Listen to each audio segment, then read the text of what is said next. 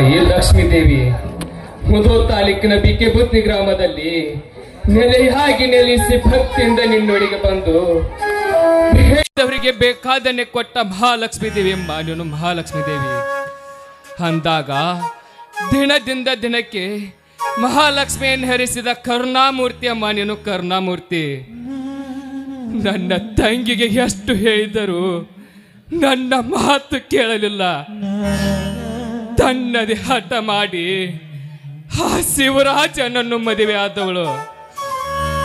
ಇಂದಿನ ಕಲಿಯುಗದಲ್ಲಿ ಸಮಾಜದಲ್ಲಿ ನಡೆಯುವ ಹೋರೆ ಕೋರೆಗಳ ಅರಿವಿಲ್ಲದೆ ಮದುವೆ ಆದವಳು. ನನ್ನ ತಂಗಿಯ ಬದುಕನ್ನು ದಡಕ್ಕೆ ಸೇರಿಸುವ ತಾಯಿ ನಿನ್ನದೇ ಕೂಡಿದ ತಾಯಿ ನಿನ್ನದೇ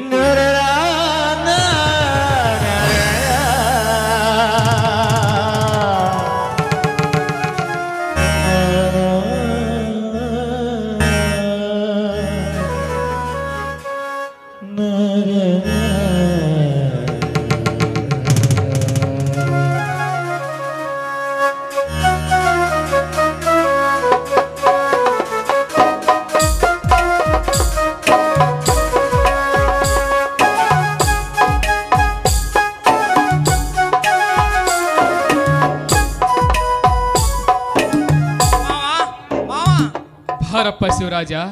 ಗೌರಮ್ಮ ನೀನು ಬಂದೆಯಾ? ಹೌದಣ್ಣ. ಅಣ್ಣ ನಾವಿನ್ನು ಹೋಗಿ ಬರ್ತೀವಿ ಅಣ್ಣ. ತಡೆಯಮ್ಮ ತಂಗಿಯಮ್ಮ, ಮನೆಯ ಮಗಳು ಎಂದರೆ ಮನೆಯ ಮಹಾಲಕ್ಷ್ಮಿ ಇದ್ದಂತೆ ನೋಡು. ನಿನ್ನ ಪಾದ ತೊಳೆದು ಕುಂಕುಮ ಹಚ್ಚುವಮ್ಮ.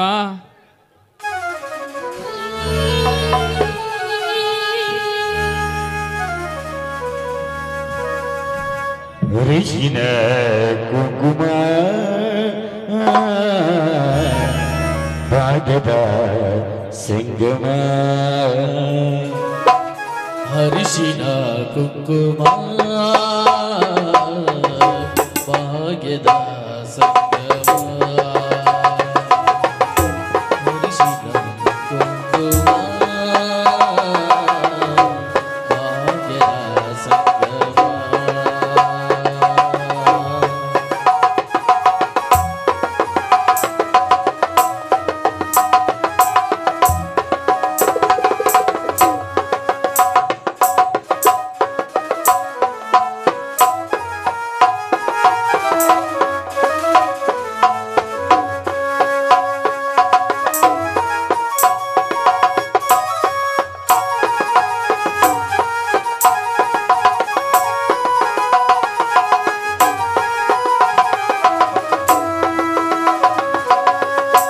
ತಂಗ್ಯಮ್ಮ, ತವರಿನ ಋಣ ತೀರಿತ್ತೇನವ್ವ, ನಿನಗ ತವರಿನ ಋಣ ತೀರಿತ್ತೇನು?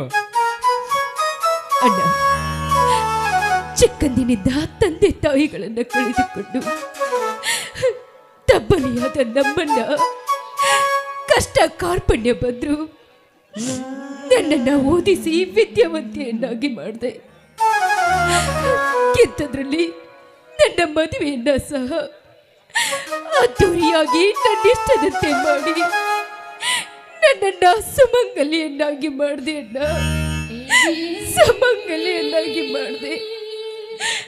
ನೀನು ನನ್ನ ಪಾಲಿನ ದೇವರು ಅಣ್ಣ, ನನ್ನ ಪಾಲಿನ.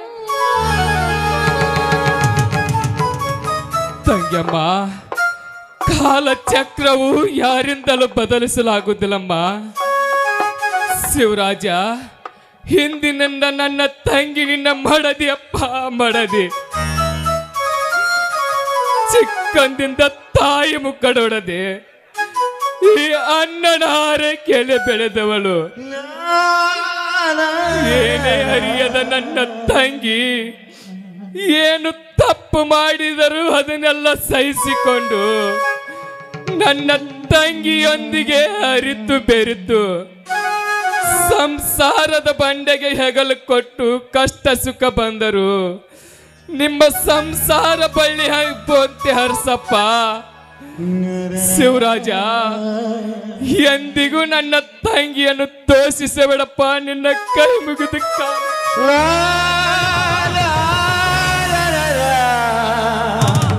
ಈ ನುಡಿಗಳನ್ನು ಅಡಿಗಡಿಗೂ ನೆನಪಿಸಿಕೊಂಡು ನಡೆಯುತ್ತೇನೆ. ಇಂದಿನಿಂದ ಈ ನಿಮ್ಮ ತಂಗಿ ನನ್ನ ಸತಿಯೇ, ಸಂಸಾರ ಜ್ಯೋತಿ. ಇಂತಹ ಸತಿಯೊಂದಿಗೆ ಅರೆತು ಬೆರೆತು ಸಾಗುತ್ತೇನೆ ಮಾವ. ಅಣ್ಣ ತಂಗ್ಯಮ್ಮ, ಒಂದೇ ಬಳ್ಳಿಯ ಹೂಗಳಂತೆ ಅರಳಿದವು ನಾವು. ಇಂದು ಕಾಲಚಕ್ರಕ್ಕೆ ಸಿಲುಕಿ ಅಗಲಬೇಕಾಗಿದೆ ಅಮ್ಮ, ಅಗಲಬೇಕು. ತಂಗ್ಯಮ್ಮ, ತಾಯಿ ಇಲ್ಲದ ತವರೆಂದು ನಿನ್ನ ಅಣ್ಣನ ಮರೆಯಬೇಡಮ್ಮ, ನೀ ಹುಟ್ಟಿದ ಮನೆಯನ್ನು ಮರೆಯಬೇಡ. ತಂಗ್ಯಮ್ಮ, ನಿನಗೊಂದು ಮಾತು ಕೇಳುವೆ, ನಡೆಸ್ಕೋತೇನಮ್ಮ. ಅಣ್ಣ ಏನು ಕೇಳ್ತೀಯೋ ಕೇಳಣ್ಣ, ಖಂಡಿತ ನಡೆಸ್ಕೊಡ್ತೀನಿ. ತಂಗ್ಯಮ್ಮ, ಹೆಣ್ಣಿಗೆ ಗಂಡನ ಮನೆ ಎಂದರೆ ದೇವಾಲಯ ಇದ್ದಂತೆ. ನೋಡು, ಗಂಡನೇ ದೇವರು, ಗಂಡನ ಹೊರತು ಗತಿ ಇಲ್ಲ ಹೆಣ್ಣಿಗೆ. ಗಂಡನ ಮನೆ ಆಗ ಎಂತ ಕಷ್ಟ ಕಾರ್ಪುಣ್ಯ ಬಂದರು ಈ 5 ಮುತ್ತುಗಳ ಅರ್ಥ ತಿಳಿದುಕೊಂಡು ಬಾಳಮ್ಮ. ಮೊದಲನೆಯ ಮುತ್ತು ಕಾಲಲ್ಲಿರುವ ಕಾಲುಂಗುರ, ಎರಡನೆಯ ಮುತ್ತು ಕೈಯಲ್ಲಿರುವ ಹಸಿರು ಬಳೆ, ಇನ್ನು 3ನೆಯ ಮುತ್ತು ಕೊರಳಲ್ಲಿರುವ ಮಾಂಗಲ್ಯ, ಇನ್ನು 4ನೆಯ ಮುತ್ತು ಮೂಗಿನಿರುವ ಮೂಗುತ್ತಿ, ಇನ್ನು 5ನೆಯ ಮುತ್ತು ಹಣೆಯ ಮೇಲೆ ಕುಂಕುಮ. ತಂಗಮ್ಮ, ಈ 5 ಮುತ್ತುಗಳ ಅರ್ಥ ತಿಳಿದುಕೊಂಡು ಬಾಳಮ್ಮ. ಕತ್ತಲೆಯಾದ ಮನೆಯೊಳಗ ಸಂತೋಷದ ದೀಪ ಹಚ್ಚಿ ಬೆಳಕನ್ನು ಚೆಲ್ಲಿ ನಕ್ಕು ನಡೆದಾಡುತ್ತ ತಂಗಿ. ಯಾವಾಗಲೂ ಬೇಲಿ ಮೇನ ಹೂವು ಬೆಳ್ಳಗನೆ ಕಾಣುತ್ತದೆ. ಅಂತದಕ್ಕೆ ಆಸೆ ಪಡೆದ ಮನೆ ಗಂಡನೊಂದಿಗೆ ಹರಿತು ಬೆರಿತು ಸಂಸಾರದೊಂದಿಗೆ ಬಾಳಿ, ಹುಟ್ಟಿದ ಮನೆಯ ಕೊಟ್ಟಿದ ಮನೆಗೆ ಕೀರ್ತಿ ತರಬೇಕೆಂದು ನಿನ್ನ ಕೈ ಮುಗಿದು ಕಾಲ.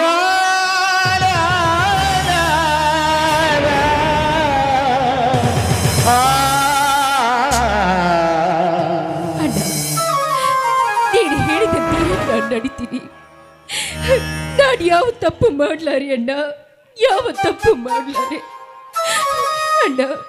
ನಾವಿನ್ನು ಹೋಗಿ ಬರ್ತೀವಿ ಅಣ್ಣ. ಆಯ್ತಮ್ಮ, ಹೋಗಿ ಬಾರಮ್ಮ. ತೆಗಿಬ್ಯಾಡ ತಂಗಮ್ಮ, ಕಣ್ಣಾಗ ನೀರ ಬಿದ್ದು ಹೊಂಟವಾತವರ.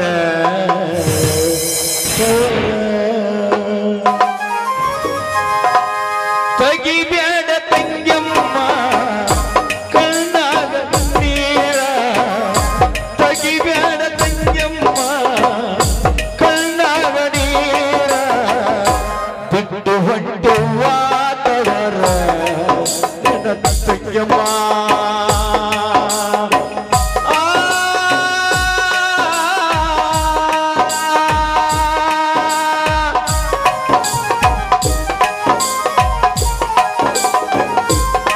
ರಾಜವೈಭೋಗ ಉಂಡಿದವರಲ್ಲಿ ಅದು ಸಿಗದವ್ವ ಅತ್ತೆಯ ಮನೆಯಲ್ಲಿ. ರಾಜವೈಭೋಗ ತೆಗಿ ಉಂಡಿದವರಲ್ಲಿ ಅದು ಸಿಗದವ್ವ ಅತ್ತೆಯ ಮನೆಯಲ್ಲಿ. ಹೊತ್ತಿನ ಬಾಳು ಇದ್ದರೆ ನಿನಗೆ ತೃಪ್ತಿಯ ಇರಲೆವ್ವ, ತಾಳಿ ಎಂಬುದು ಕಟ್ಯಾರೆಯಾಗ ಬಾಳಬೇಕವ್ವ, ತಂಗಿ ಬಾಳಬೇಕವ್ವ, ತಂಗಿ ಬಾಳಬೇಕವ್ವ.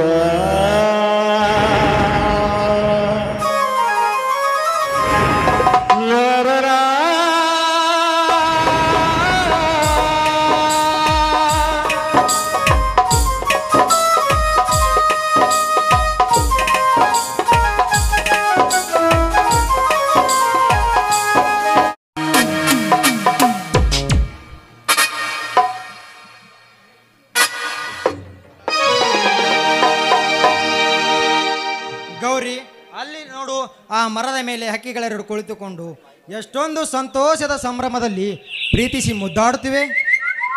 ಹೌದು ರೀ, ಅವು ಕೂಡ ನಮ್ಮಂತೆಯ ಹರಿಯದ ಮಪ್ಪಿನಲ್ಲಿ ಈ ಪ್ರಪಂಚವನ್ನೇ ಮರೆತು ಪ್ರೇಮದಾಟದಲ್ಲಿ ತೇಲಾಡ್ಕೊಂಡಿವೆ. ನಿಜ ಗೌರಿ, ಪ್ರತಿಯೊಂದು ಜೀವಿಯು ಒಂದಕ್ಕೊಂದು ಅರೆತು ಬೆರೆತು ಸಾಗಿದರೆ ಅದುವೇ ಜೀವನ. ಇನ್ನು ಮನುಷ್ಯರಾದ ನಾವು ಅವುಗಳಂತೆ ಸದಾ ಸಂತೋಷದಿಂದ ಬದುಕಬೇಕು. ಏನಂತೀಯ ಗೌರಿ?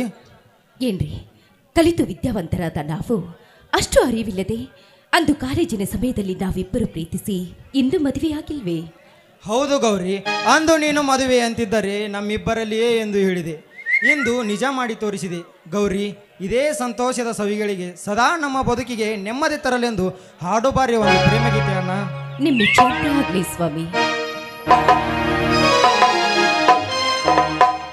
ಹೋ ಹೋ ಹೋ ಹೋ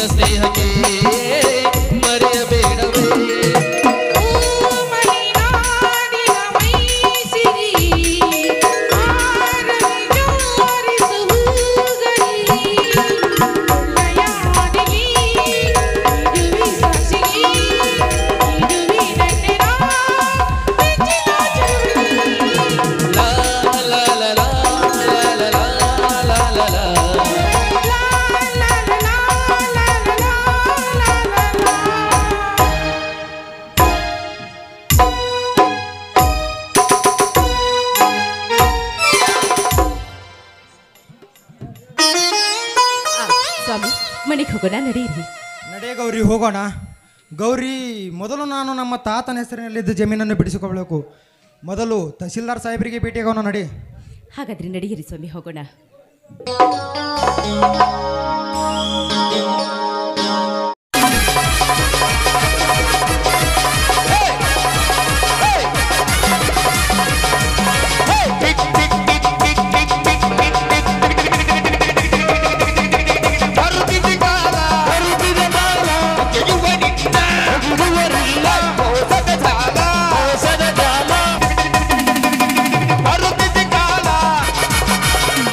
You want it, oh,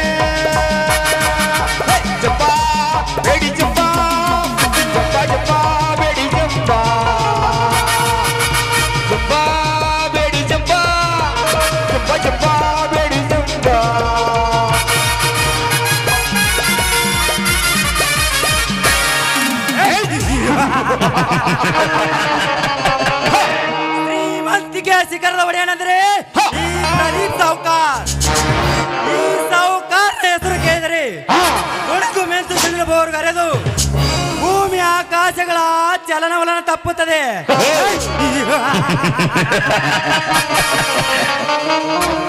ಅಂದು ದೇವಸ್ಥಾನದ ಬೆಟ್ಟ ಇಳಿದು ಬರುವಾಗ ನನ್ನ ಕೈಯಿಂದ ಜಾರಿದ ಗಂಗಾ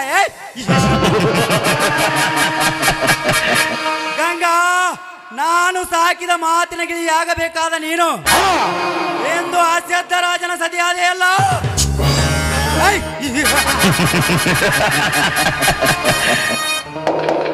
ಗಂಗಾ, ಸಮಯ ಸಾಧಿಸಿ ಮುಂದಿನ ಸನ್ನಿವೇಶದಲ್ಲಿ ನಿನ್ನನ್ನು ಅನುಭವಿಸದೇ ಬಿಡುವುದಿಲ್ಲ.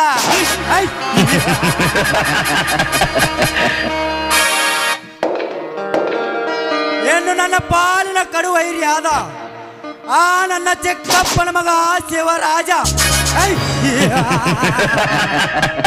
ಶಿವರಾಜ ಸುಮ್ಮನೆ ನನ್ನ ಕಬ್ಜಾದಲ್ಲಿರುವ ನನ್ನ ತಾತನ ಆಸ್ತಿಯನ್ನು ಬಿಟ್ಟು ಕೊಟ್ಟರೆ ಸರಿ, ಇಲ್ಲವಾದರೆ ನಿನಗೊಂದು ಗತಿ ತೋರಿಸುವೆ ಮಗನೇ.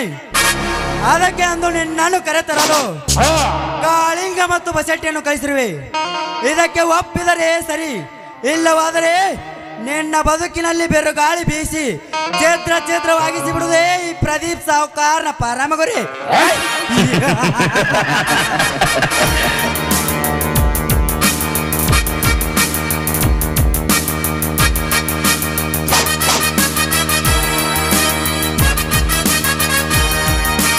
ಹತ್ತರಲ್ಲಿ ನಿನ್ನಂತ ಗಂಡಾರಿಲ್ಲ, ನಮ್ಮೂರಲ್ಲಿ ನಿನ್ನಂತ ಗಂಡಾರಿಲ್ಲ. ಎಂದು ಅಂದಾಗ ಎಂದು ಬರೋದಿಲ್ಲ, ಹಾಗೆಂದು ಅಂದಾಗ ಎಂದೆಂದು ಹೋಗಲ್ಲ.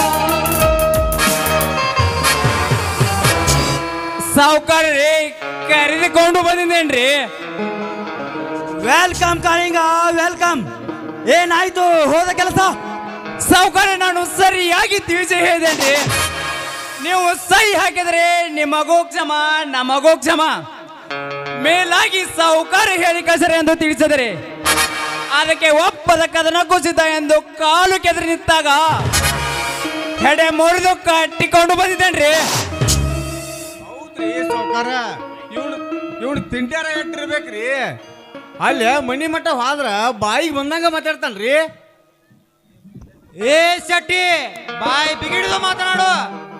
ಲೇ ಶಿವ್ಯ, ಎಷ್ಟೊಂದು ಸೊಕ್ಕ ಮಗನೇ. ಕಾಳಿಂಗ, ಕಟ್ಟಿ ಹಾಕಲೇ ಮಗನ್ನ.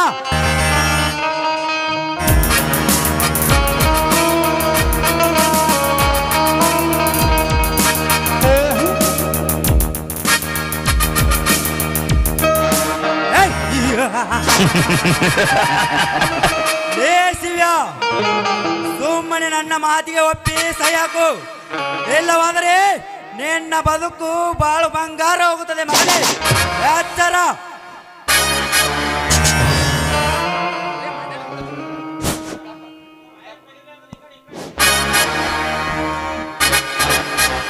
ಎಚ್ಚರ. ಏ ಸಾವುಕಾರ, ಮದವೇರಿದ ಮಾತಾಣೆ ಅಂತಿದ್ದ ನೀನು ಇನ್ನೊಬ್ಬರ ಕೈಯಿಂದ ಕಟ್ಟಿ ಹಾಕಿಸಿ ಮಾತನಾಡ್ತೀಯಲ್ಲ, ಇದು ವಯ ನಿನ್ನ ತಾಕತ್ತು.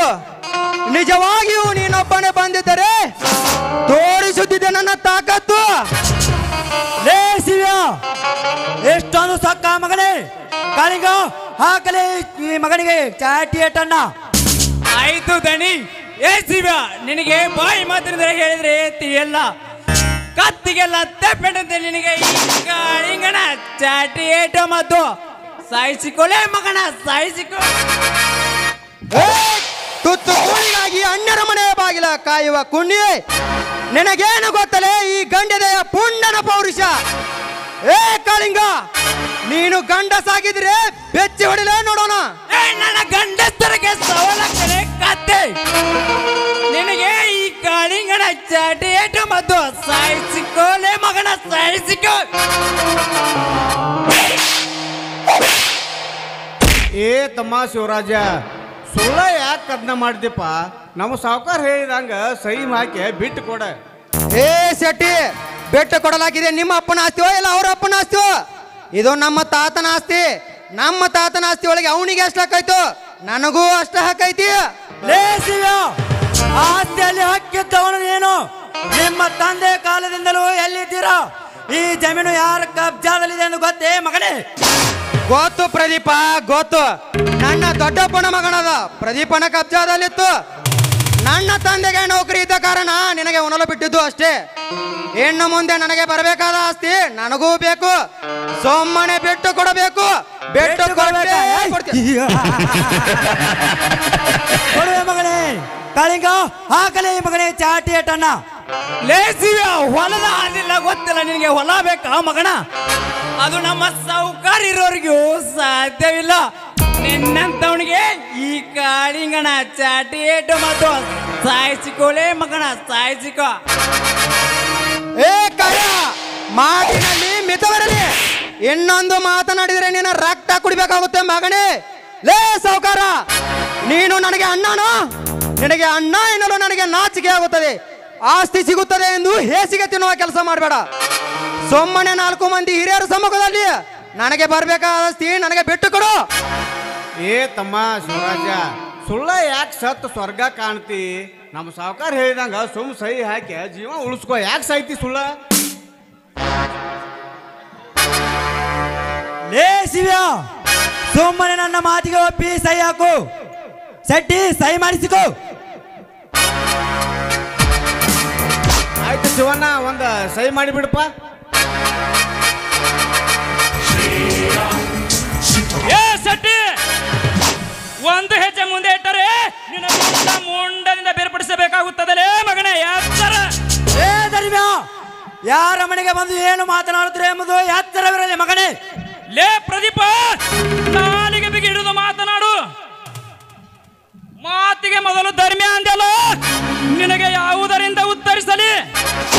ಲೇ ಸಾಹುಕಾರ, ಅನ್ಯಾಯ, ಅತ್ಯಾಚಾರ, ಮೋಸ, ವಂಚನೆಯಿಂದ ಕಟ್ಟಿದ ಈ ನಿನ್ನ ಮನೆಯಲ್ಲಿ ನಿಂತು ಮಾತನಾಡುತ್ತಿರುವೆ.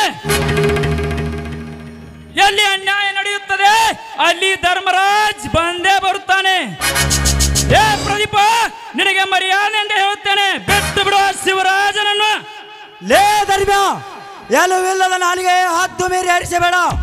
ಹಳ್ಳಿಯಿಂದ ದಿಲ್ಲಿವರೆಗೆ ಈ ಸಾಹುಕಾರನ ಹೆಸರು ಕೇಳಿದರೆ ಗಡಗಡನೆ ನಡುಗುತ್ತಿರುವಾಗ ಹೆಣ್ಣು ನೀನ್ಯಾವ ಲೆಕ್ಕ? ಸುಮ್ಮನೆ ಮರು ಮಾತನಾಡದೆ ಹೊರಟು ಹೋಗು ಇಲ್ಲಿಂದ. ಹೊರಟು ಹೋಗಲು ಬಂದಿಲ್ಲ ಸಾಹುಕಾರ, ಹೊರಟು ಹೋಗಲು ಬಂದಿಲ್ಲ. ಸುಮ್ಮನೆ ಮರ್ಯಾದೆಯಿಂದ ಶಿವರಾಜನನ್ನು ಬಿಟ್ಟರೆ ಸರಿ. ಇರದಿದ್ದರೆ ಈ ಕಣಕ್ಕೆ ಪಣ ತೊಟ್ಟು ಕಾಲು ಕೆಳಗೆ ಹಬ್ಬುಲಿಯಾಗಿ ಕೊಡಲಿ ಎತ್ತಿದರೆ ಭೂಮಾತೆಗೆ ನಿಮ್ಮ ರಕ್ತದ ಅಭಿಷೇಕ ಮಾಡಬೇಕಾಗುತ್ತದೆ ಮಗನೇ. ಎತ್ತರ ಎತ್ತರ. ಏ ಧರ್ಮ, ನೀನು ಸಾವಿನ ದೌಡಲ್ಲಿ ಸಿಕ್ಕ ನರಪಿಳೆ. ನೀನು ಮೊದಲು ಎತ್ತರ. ಏ ಅಣ್ಣರ ಮನೆ ಬಾಗಿಲ ಕಾಯುವ ಕೊನೆ. ನಾನು ನಿನ್ನಂತೆ ಹೇಳಿ ರಕ್ತಕ್ಕೆ ಹುಟ್ಟಿಲ್ಲ. ಇವನು ಗಂಡನೇ ಪುಂಡ, ನಿನ್ನಂತವರಿಗೆ ಮಿಂಡ. ಲೇ ಸಾಹುಕಾರ, ಒಳ್ಳೆ ಮಾತಿನಿಂದ ಶಿವರಾಜನನ್ನು ಬಿಟ್ಟರೆ ಸರಿ. ಬಿಡದಿದ್ದರೆ ನಿಮ್ಮ ರಕ್ತ ಕುಡಿಯಬೇಕಾಗುತ್ತದೆ ಮಗನೇ. ಎತ್ತರ ಎತ್ತರ.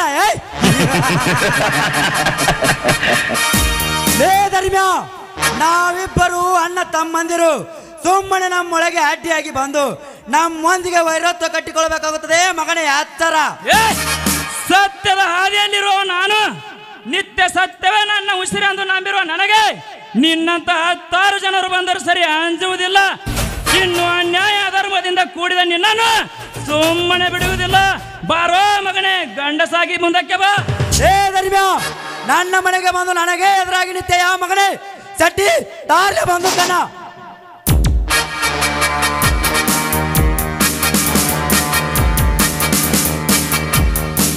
ಲೇ ಸಾಹುಕಾರ, ಈ ನಿನ್ನ ಗುಂಡಿಗೆ ಹೆದರಿ ಹೋಗುವ ಗಂಡ ಇವನಲ್ಲ, ಹಾರಿಸು ಮಗನ ಗೊಂಡು.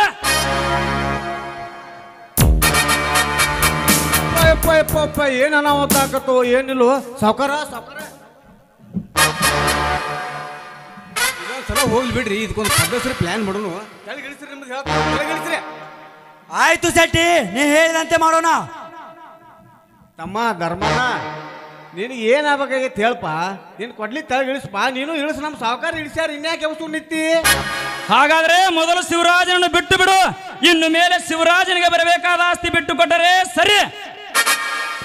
ಇದರಲ್ಲಿ ಏನಾದರೂ ಹೆಚ್ಚು ಕಡಿಮೆ ಆದರೆ ನಿಮ್ಮ ಜೀವ ಉಳಿಯುವುದಿಲ್ಲ, ಎಚ್ಚರ.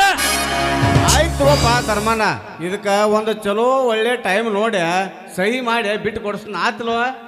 ಆಯ್ತು ಶೆಟ್ಟಿ, ನಾವಿನ್ನು ಹೋಗಿ ಬರುತ್ತೇವೆ. ಲೇ ಸಾವುಕಾರ, ಇಂದು ನನ್ನನ್ನು ಕಟ್ಟಿ ಹಾಕಿ ಬಡ್ದಿಯಲ್ಲ, ಹ್ಯಾಪುಲಿ ಹಸಿದ ಹ್ಯಾಪುಲಿ ಅನ್ನೋ ಕೆಣಕಿದೆ. ಬರುತ್ತೇನೆ ಮಗನೇ, ಯಾಕೆ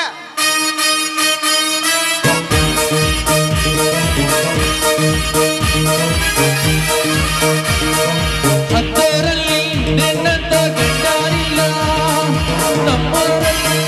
ಹೋಗಲೇ ಹೋಗು. ನನ್ನ ಮನೆಗೆ ಬಂದು ನನಗೆ ಎದುರಾಕಿಕೊಂಡೆ ಅಂದ ಬಳಿಕ ನಿನ್ನ ಪದರಾಗ ಬೆಂಕಿ ಕಟ್ಟಿಕೊಂಡಂತೆಯೇ ಸರಿ.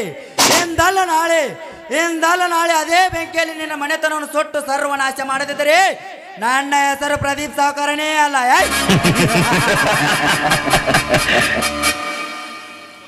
ಆಯ್ತು ಬರ್ರಿ ಸಾವುಕಾರ, ಇದೊಂದು ಸಲ ಹೋಗ್ಲಿ. ಇದಕ್ಕೊಂದು ಭಾರಿ ಪದ್ಧಶ್ರೀ ಪ್ಲ್ಯಾನ್ ಮಾಡೋಣ್ರಿ. ಒಟ್ಟ ಏನೈತ್ರಿ ಅದನ್ನ ಪದ್ಧಶ್ರೀ ಮಾಡೋಣ್ರಿ. ಈಗ ನಾವು ಒಳಗೆ ಹೋಗಿ ನಡ್ರಿ, ಒಳಗೆ ಹೇಳ್ತೀವಿ. ಆಯ್ತು ನಡ್ರಿ ಒಳಗೆ ಹೋಗೋಣ.